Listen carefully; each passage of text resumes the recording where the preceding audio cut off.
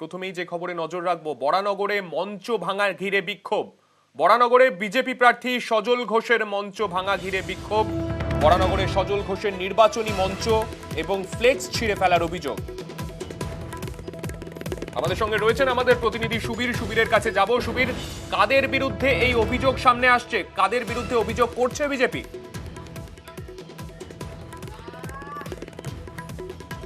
দেখো, বরানগর পৌরসভার 15 নম্বর ওয়ার্ড বনয়নী আবাসন, সেই বনয়নী আবাসনে বিজেপির যে নির্বাচনী যে সভা, সেই সভার মঞ্চ কিন্তু ভেঙে ফেলা হয়েছে এবং বিজেপি প্রার্থী সজল ঘোষ তার যে ব্যানার ফ্লেক্স সেগুলো কিন্তু ছিঁড়ে রাস্তায় ফেলে দেওয়া হয়েছে, ড্রেনে যত্রতত্র পড়ে রয়েছে।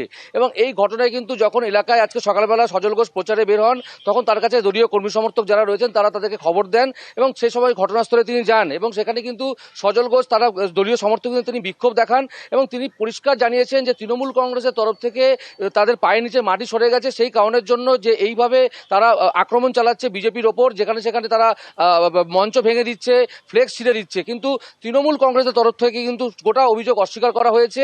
তৃণমূল কংগ্রেস জানিয়েছেন এটা সম্পূর্ণই বিজেপির গোষ্ঠীদ্বন্দ্ব এবং অন্তর্কলহের জেরেই এই ধরনের ঘটনা, এর সাথে তৃণমূল কংগ্রেস কোনো রকমভাবে জড়িত নয়। এই যে মঞ্চ ভাঙা এবং এই যে ফ্লেক্স ছিঁড়ে দেওয়ার ঘটনা, এই গোটা ঘটনায় কিন্তু যথেষ্ট উত্তেজনা তৈরি হয়েছে গোটা এলাকায়। বিক্ষোভ দেখাচ্ছেন বিজেপির কর্মী সমর্থকেরা এবং বরানগর থানায় লিখিত আকারে অভিযোগ জানাবেন, এমনটা কিন্তু জানিয়েছেন বিজেপি প্রার্থী সজল ঘোষ। বেশ, কারা ভেঙেছে, কে ভেঙেছে, কখন ভেঙেছে সব জানি। এখন কিছুই করব না, আগে জনতা ভাঙুক, তারপর বাকিটা ওদেরকে প্যাকিং করব আমরা। জনতা 1 তারিখে ভাঙবে, 4 তারিখে রেজাল্ট বেরোবে, তারপর বাকিটা বুঝে নেবে। তৃণমূল এসব করে না। তৃণমূল কোনো রাজনৈতিক দলেরই, ওদের বলে নয়, কোনো রাজনৈতিক বিরোধী রাজনৈতিক দলকে কোনো কিছু পোস্টার বা ফেলাক বা কোনো কিছুই ছেড়ে না। তৃণমূল সবসময় বিরোধী রাজনৈতিক দলকে সম্মান দেয়। এটা ওদের গোষ্ঠীদ্বন্দ্বের ফল। বরানগর ওদের অনেক গোষ্ঠী আছে, সেই গোষ্ঠীদ্বন্দ্বেরই একটা ফল। আর এই বরানগরেই পোস্টার যুদ্ধ।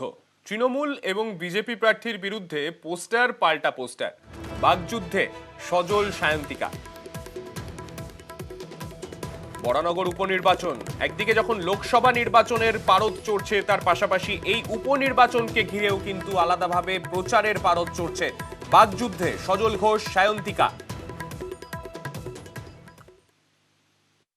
আমি প্রয়োজনে গুন্ডামি করতে পারি, সেটা গুন্ডাদের সাথে, সাধারণ মানুষের সাথে। যে যেমন ভাষা বলে আমি তাকে শুধু সেই ভাষায় উত্তর দিই মাত্র। সায়ন্তিকা দেবী কবে বরানগরের ঘরের মেয়ে হল? যবে লেবুতলা পার্কের কাউন্সিলর বরানগরের ভূমিপুত্র হলো সেই দিনই সায়ন্তিকা বরানগরের ঘরের মেয়ে হলো। ওনারা তো গুন্ডাই হবে। উনি ওনার দলের আদর্শের কথাই বলছেন, মানুষ এটার বিচার করবে। এটা অ্যালার্মিং যে তারা কিন্তু ভোটের দিন একটা কেওস সৃষ্টি করার চেষ্টা করবে। অবশ্যই আমি সেটা মাথায় রাখবো।